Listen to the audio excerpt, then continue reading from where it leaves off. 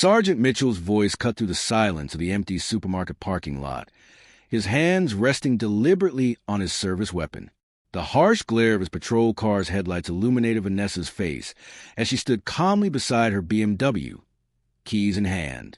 It was 10:30 p.m. on an ordinary Tuesday evening, when what should have been a routine traffic stop transformed into a calculated act of humiliation. Mitchell had deliberately chosen his target, a black woman, alone, driving an expensive car through an affluent neighborhood. To him, she was a perfect mark for his weekly shakedown scheme. "This car doesn't belong to you, does it, princess?" he sneered, examining her flawless documentation with mock suspicion. "I'd bet money you don't even know who you stole it from. Let's take a little ride down to the station and sort this out." Vanessa Thompson, a 34-year-old prosecutor specializing in public corruption cases, remained silent as Mitchell fabricated non-existent violations. Throughout her 12-year career, she had prosecuted dozens of corrupt law enforcement officers, but she had never experienced such brazen misconduct directed at herself. Mitchell edged closer, his voice dropping to a menacing whisper. "Or we can handle this differently. You hand over $500, and we forget this whole mess ever happened. Otherwise, it's going to be very complicated explaining to your boss how you came to be driving his stolen car." What Mitchell couldn't have known was that those seemingly submissive eyes were already cataloging every detail. His body language, each threatening word, every corrupt gesture. Vanessa had learned long ago that true power doesn't come from shouting or immediate confrontation, but from the calculated patience of someone who knows exactly when and how to strike back. As she reluctantly handed over the cash to end the charade, a silent question formed in her mind. Could Mitchell really be foolish enough not to investigate who his victim actually was before attempting to extort her? The answer would come far sooner than he could possibly imagine. But before we discover what Vanessa had planned, we need to understand exactly what kind of storm Mitchell had just unleashed by targeting the wrong woman on the wrong night. If you're enjoying the story of justice and accountability, don't forget to subscribe, because what happens next will demonstrate that crossing the wrong person can cost you far more than a few $100s. Mitchell woke the next morning with an inflated ego and an extra $500 in his wallet. The previous night's extortion had been so effortless that he was already planning his next target. After all, black women in luxury vehicles made perfect victims.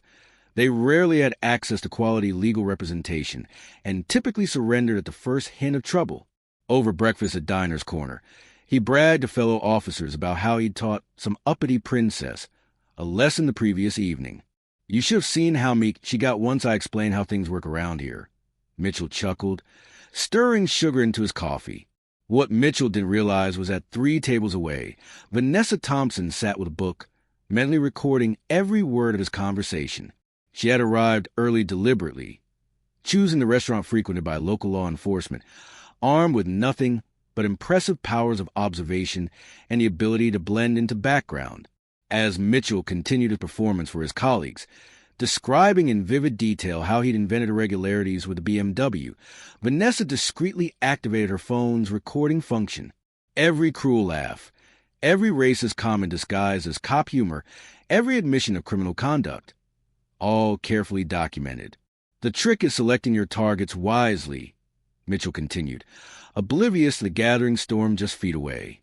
"People like that never have the guts to report anything. They know nobody will believe them over a police officer." The irony was exquisite.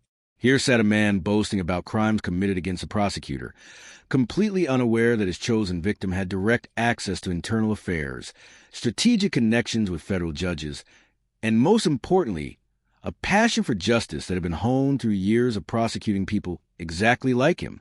Vanessa wasn't just any prosecutor, specializing in public corruption cases. She had built her career methodically dismantling police corruption networks. Her most recent case had resulted in the arrest of 17 officers from an entire precinct for extortion schemes virtually identical to what Mitchell had just publicly confessed to. But what made this situation even more compelling was that Vanessa wasn't working alone. Her husband, James Thompson, served as regional chief of the Internal Affairs Division, the very department responsible for investigating corrupt officers. James has spent the past 3 years tracking a pattern of extortion in their jurisdiction without being able to identify the specific perpetrators. When Vanessa arrived home that morning with crystal clear recordings of Mitchell confessing to his crimes, she didn't just possess evidence to destroy one corrupt cop. She held the key to dismantling an operation far larger than she'd initially imagined. "Honey, you won't believe the gift I just received," she announced, connecting her phone to their sound system. Mitchell's voice filled the room, detailing his intimidation tactics with the precision of a how-to manual on corruption. James Thompson looked up from his reports, his expression mixing surprise with admiration. In 15 years on the force, he'd rarely encountered such clear, self-incriminating evidence. How many other officers were involved? James asked, already calculating the legal implications. "At least 6, and they all laughed. They all agreed. They all knew about the schemes." Vanessa smiled with the satisfaction of someone who just caught a shark using only a small hook. Mitchell has no idea yet, but last night he didn't just extort a prosecutor. He confessed his crimes to the wife of the man who's going to investigate him. The couple recognized a rare opportunity before them, not just to destroy one corrupt officer, but to use his own confessions to track down and dismantle an entire criminal network operating within the department. Mitchell continued his routine, completely unaware that his every move was being monitored by a duo combining intimate knowledge of the legal system with privileged access to the police department's internal investigation mechanisms. The question hanging in the air was simple. Would a man arrogant enough to publicly brag about his crimes be perceptive enough to notice the trap being carefully constructed around him by two people who had dedicated their careers to hunting predators exactly like him? The answer would arrive far sooner than Mitchell could have imagined, and in a manner that would transform his arrogance into utter despair. A week had passed since that conversation at Diner's Corner, and Mitchell continued his extortion routine, oblivious to the fact that his every move was being meticulously documented. Vanessa had transformed her initial humiliation into fuel for an intelligence operation that would rival any FBI investigation. James Thompson wasn't just any deputy chief. During his 15 years in internal affairs, he had developed a network of contacts stretching from local law enforcement to federal prosecutors. When Vanessa shared Mitchell's recordings, James immediately recognized a pattern. This wasn't an isolated corrupt cop, but rather part of a much larger scheme. "Honey, I need to show you something," James said, spreading a series of reports across their kitchen table. Over the past 6 months, complaints of extortion against officers in this region have increased by 340%. They all follow the same pattern. Women alone, expensive cars, always at night. Vanessa analyzed the documents with the surgical precision of an experienced prosecutor. Each case described situations virtually identical to her own experience. Routine stops that rapidly escalated into blackmail disguised as traffic violations or threats of arrest. And here's what's particularly interesting. James continued, pointing to a duty roster. Every single one of these incidents occurred during Mitchell's shifts or those of the officers who were with him at the restaurant that morning. This was exactly the type of systematic evidence Vanessa needed. As a prosecutor specializing in governmental crimes, she knew that isolated cases were easily contested in court, but documented patterns were virtually irrefutable. While the couple strategized, Mitchell made the most foolish mistake of his career. Intoxicated by the success of his recent extortions, he began bragging publicly on social media, posting photographs of expensive dinners and luxurious vacations that his police salary could never justify. Another weekend in Miami, Mitchell posted on Instagram, alongside a photo of himself next to a rented Ferrari. "Hard work pays off. Hashtag good cop life. Hashtag earn success." What Mitchell didn't know was that Vanessa had created a fake profile and was tracking every post, every comment, every public display of unexplained wealth. To an experienced prosecutor, these posts were documented confessions of illicit enrichment. But Vanessa's most brilliant move was recruiting Special Agent Rebecca Torres, a federal investigator who had collaborated with her on previous police corruption cases. Rebecca was renowned for her almost supernatural ability to infiltrate organizations and gather evidence. "Vanessa, are you certain you want to pursue this?"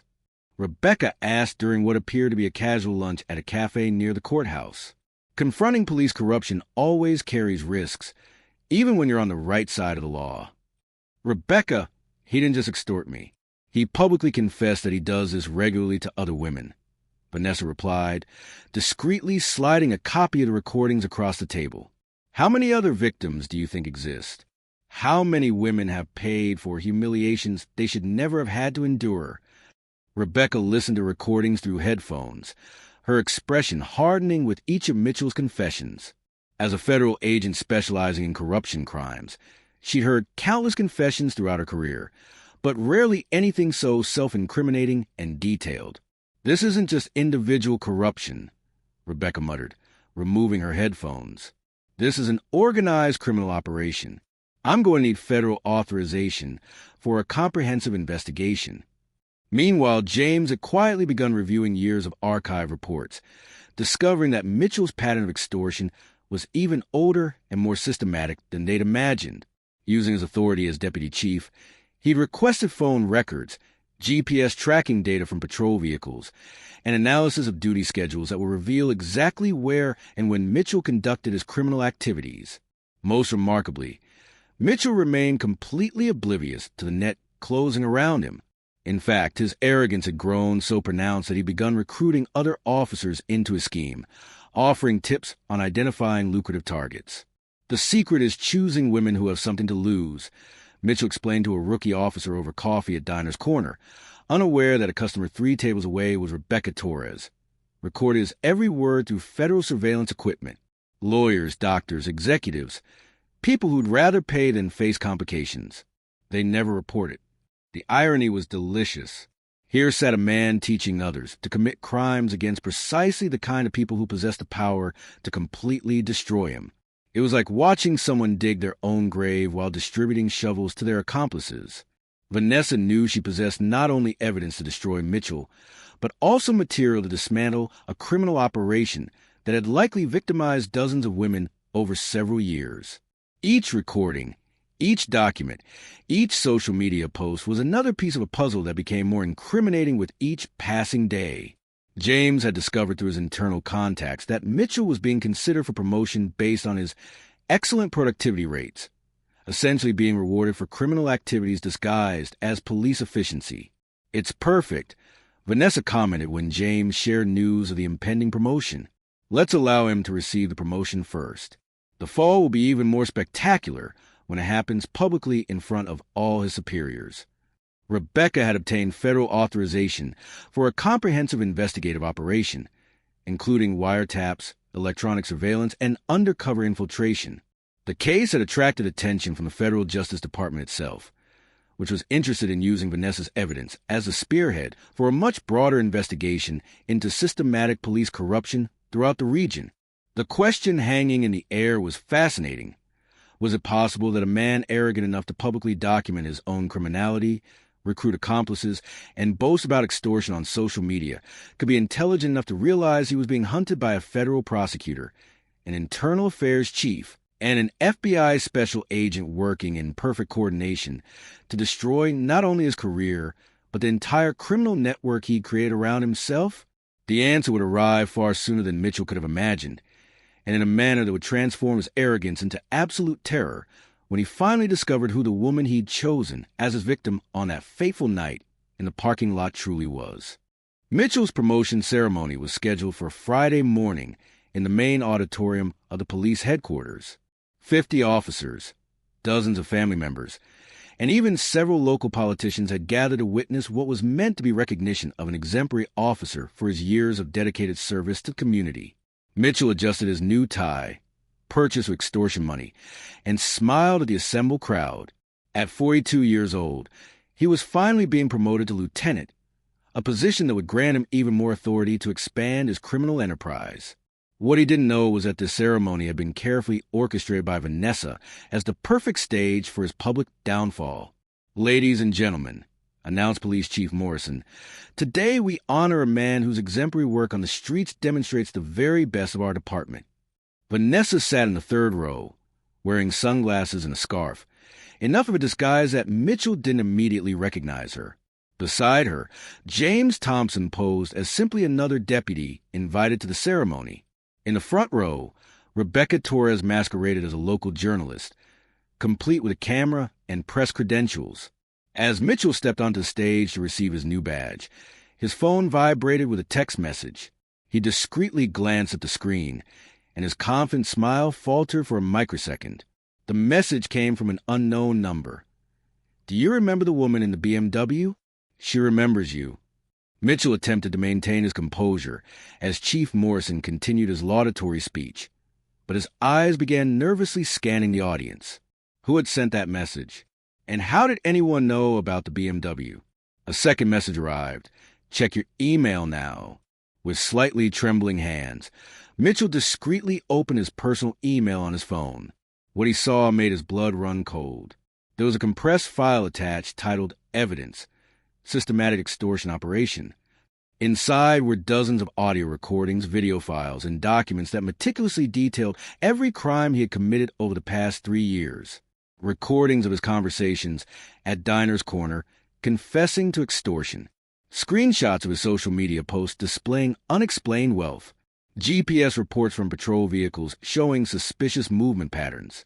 Victim statements. Bank analyses revealing unexplained deposits. The third message was the most devastating. In 5 minutes, all of this will be delivered simultaneously to the FBI, Internal Affairs, the local press, and posted across all social media platforms. Unless you have an extremely creative explanation for thousands of dollars in documented extortion. Mitchell felt cold sweat trickling down his spine as Chief Morrison continued. An example of integrity and dedication that should inspire us all. The irony was chilling. There he stood, being publicly praised for integrity while holding irrefutable evidence of his own systematic criminality in his trembling hands. That's when Mitchell saw Vanessa slowly removing her sunglasses, looking directly at him. The recognition was instant and devastating. The woman from the BMW, the victim he'd randomly chosen to extort, was sitting right there, watching his promotion ceremony with a smile that blended justice and revenge. The fourth message arrived just as Chief Morrison gestured him toward the microphone. Rebecca Torres, FBI Special Agent. James Thompson, Internal Affairs Deputy Chief. Vanessa Thompson, Federal Prosecutor. You picked the wrong family to extort Mitchell. At that moment, Mitchell fully comprehended the magnitude of his catastrophic mistake. He hadn't simply attacked an innocent woman. He had declared war on a federal prosecutor specializing in police corruption, married to the chief responsible for investigating corrupt officers, with direct access to the FBI. "Sergeant Mitchell, please approach the microphone for your acceptance speech," announced Chief Morrison, completely oblivious to the drama unfolding before him. Mitchell walked the microphone on unsteady legs, his face visibly pale. 50 people watched him expectantly, waiting for inspiring words about serving and protecting the community.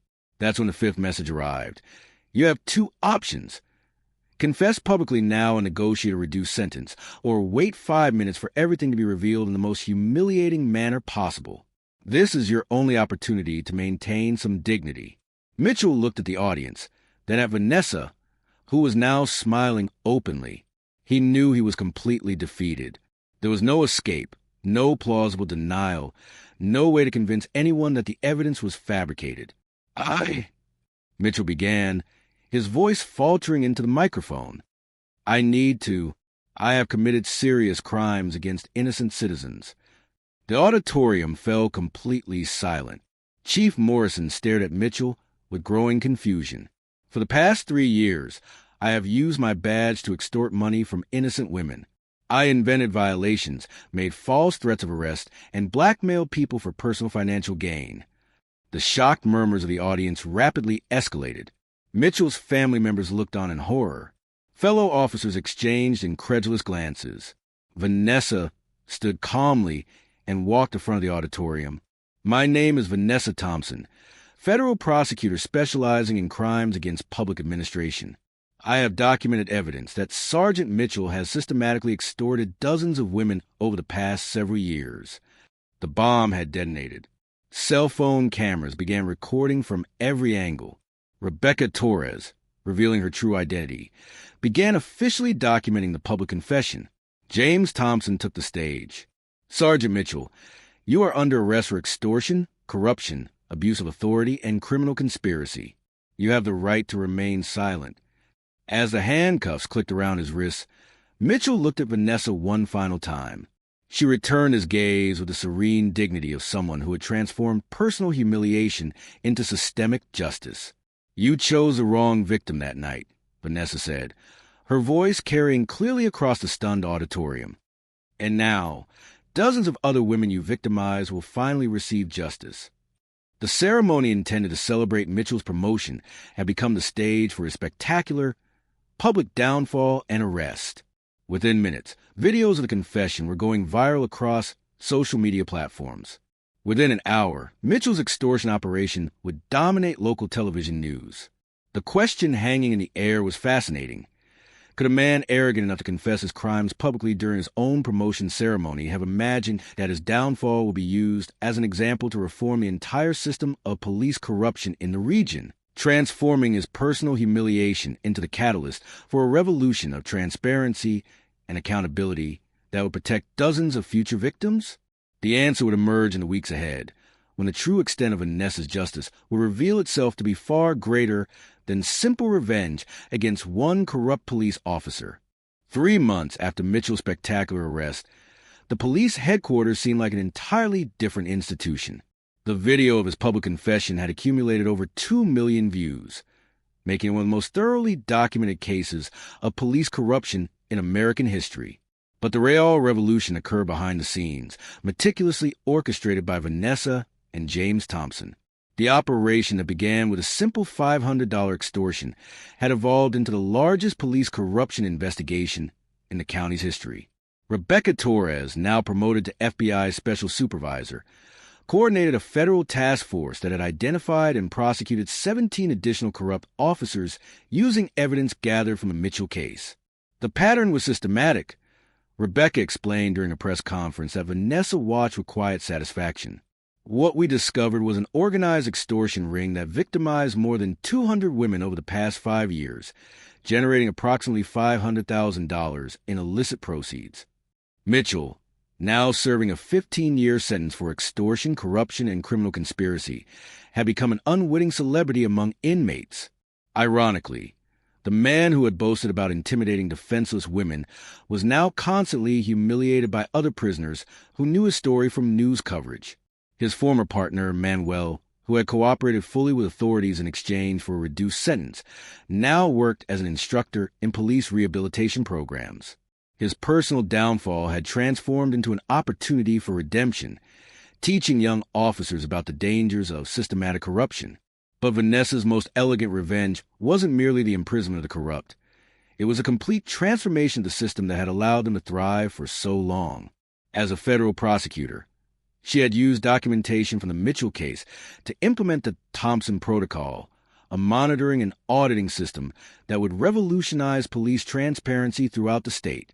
James Thompson had been promoted to Regional Chief of Internal Affairs, now overseeing implementation of mandatory body cameras, recording of all police stops, and an anonymous reporting system that allowed victims to report corruption without fear of retaliation. Every police encounter is now recorded and audited. James explained during training seminars that became a national model. Any deviation from protocol triggers an immediate investigation. What happened to Mitchell can never happen again in our jurisdiction.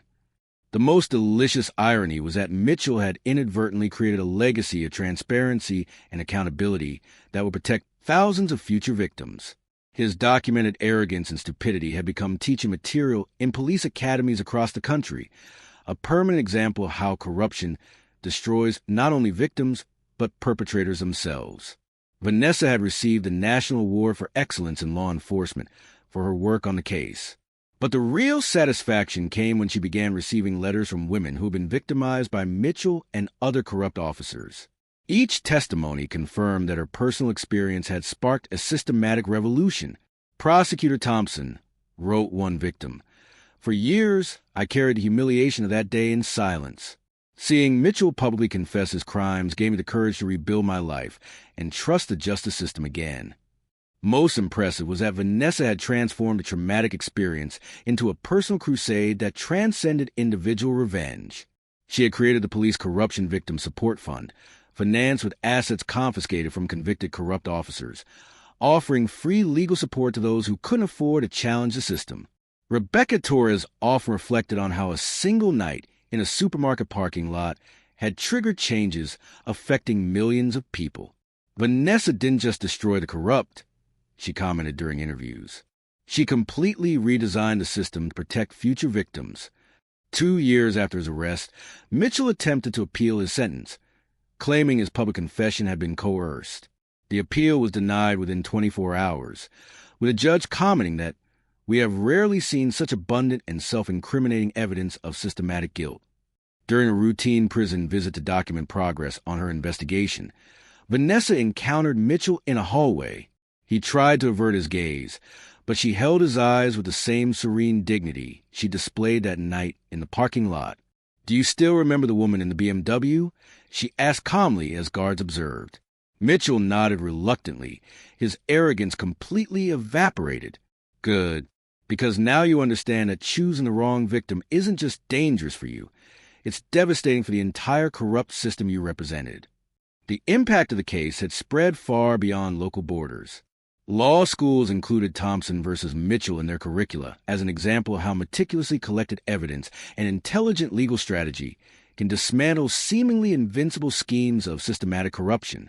Vanessa and James became sought-after speakers at national conferences on police reform, sharing not only the legal techniques used to dismantle the corruption network, but also the importance of personal perseverance when the system fails its own victims. The best revenge isn't destroying those who harmed you, Vanessa concluded in her lectures. It's building a system so solid and transparent that people like them can never again prosper through the corruption of others. The legacy of the case continued to expand. The Thompson Protocol had been implemented in 34 states. Reports of police corruption had increased by 300% due to victim protection systems, and public trust in law enforcement had begun gradually recovering through transparency reforms. Mitchell, who had once boasted that nobody would believe a black woman over a police officer, had inadvertently proven the exact opposite. His own documented arrogance became the irrefutable evidence that led not only to his personal downfall, but to the creation of a system where future victims would have a voice, protection, and most importantly, justice. Vanessa Thompson's story proved that sometimes the wrong person at the wrong time can be exactly the right person to change everything. Her traumatic experience had transformed into a quiet revolution that would protect thousands of people she would never personally meet. The real moral of the story? Mitchell tried to humiliate a black woman for a few $100s, but ended up inadvertently creating an entire system dedicated to protecting people just like her. The best revenge wasn't just destroying one corrupt cop. It was ensuring that his kind would never again thrive in the shadow of impunity.